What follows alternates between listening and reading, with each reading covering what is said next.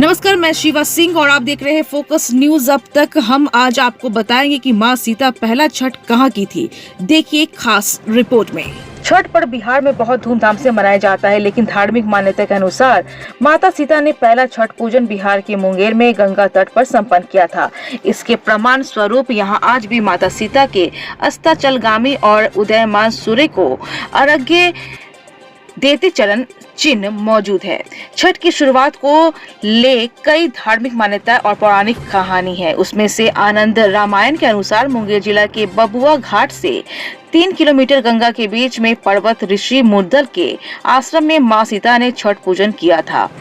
जहां पर मां सीता ने छठ व्रत किया था, वहां उस स्थान पर वर्तमान में सीता चरण मंदिर के नाम से उसे जाना जाता है। आज भी मां सीता के छठ पर्व की कहानी को दोहराता है। हिंदू मान्यताओं के मुताबिक वनवास पूरा करने के बाद जब प्रभु राम अयोध्या लौटे तो उन्होंने राम राज्य के लिए राज सूर्य यज्ञ करने का निर्णय लिया। यज्ञ शुरू करने से पहले उन्हें वाल्मीकि ऋषि ने कहा कि मुद्गल ऋषि के आए बिना यह राज सूर्य यज्ञ सफल नहीं हो सकता। इसके बाद ही श्री राम सीता महल और सीता माता सहित मुद्गल ऋषि के आश्रम पहुंचे, जहां मुद्गल ऋषि ने ही माता सीता को यह सलाह दी थी कि यह छठ व्रत पूरा करे। वहीं जानकारों ने बताया कि रावण एक ब्राह्मण था, इसलिए राम को ब्रह्म हत्या का पाप लगा। इस ब्रह्म हत्या के पाप मुक्ति के लिए अयोध्या के कल गुरु मुनि वशिष्ठ ने मुद्गलपुरी, वर्तमान में मुंगेर उसे कहते हैं, उसमें ऋषि मुद्गल के पास राम सीता को भेजा। भगवान राम को ऋषि मुद्गल ने वर्तमान कष्टहरणी घाट पे ब्रह्म हत्या मुक्ति यज्ञ करवाया और माता सीता को अपने आश्रम में ही रहने का आदेश दिया।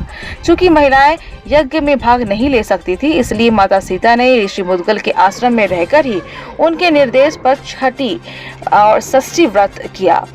सूर्योपासना के दौरान मां सीता ने अस्ताचलगामी सूर्य को पश्चिम दिशा की ओर से उदीयमान सूर्य को पूर्व दिशा की ओर अर्घ्य दिया था।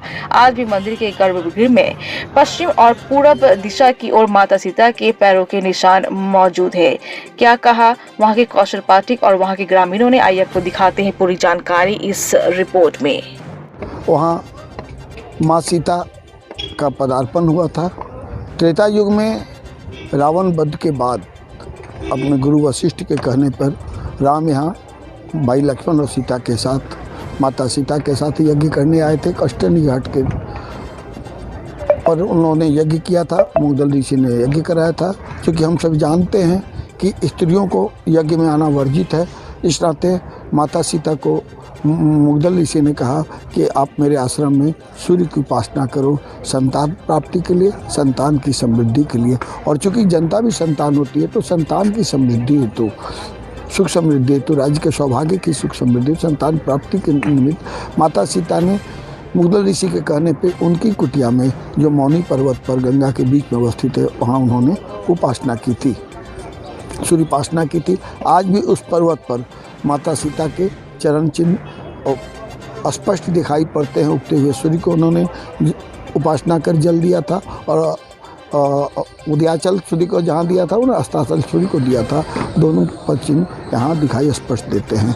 चूँकि यहाँ से सूर्य उपासना अर्थात सूर्य षष्ठी व्रत की उपासना की शुरुआत हुई थी, धीरे धीरे यह पूजा, यह व्रत लोकप्रिय होता गया और लोक पर्व के रूप में, महापर्व के रूप में, लोक आस्था के पर्व के रूप में यह प्रचलित होता चला गया। क्योंकि इस पर्व में किसी पुरोहित की जरूरत नहीं होती, सामाजिक समरसता के साथ, एक दूसरे के साथ मिलकर सब लोग निष्ठा और धर्म के साथ पूजा करते हैं। और पूजन के क्रम में जो भी सामग्रियां चढ़ाई जाती हैं, इस अवसर पे जो भी ऋतु फल हैं उन फलों को चढ़ाया जाता है। 4 दिवसीय यह महापर्व, पहले दिन महिलाएं स्नान ध्यान पूरा निष्ठा के साथ करती हैं, संकल्प लेती हैं 4 दिन के अनुष्ठान का। दूसरे दिन उपवास रहकर दिन भर का पूरा एकदम निराहार रखकर, उपवास रखकर, बिना जल के वो रात में खरना का प्रसाद खाती हैं पूजनोपरांत। और तीसरे दिन वो फिर सूर्य की उपासना के संकल्पित व्रत को 48 घंटे का वो व्रत होता है, और निराहार रहकर वो पूरा करती हैं। षष्ठी के दिन दिन भर और सप्तमी के दिन उदयाचल सूर्य के अर्घ्य के बाद ही वो फिर जल आदि ग्रहण करती हैं। क्या नाम है आपका? मेरा नाम पंडित कौशल किशोर।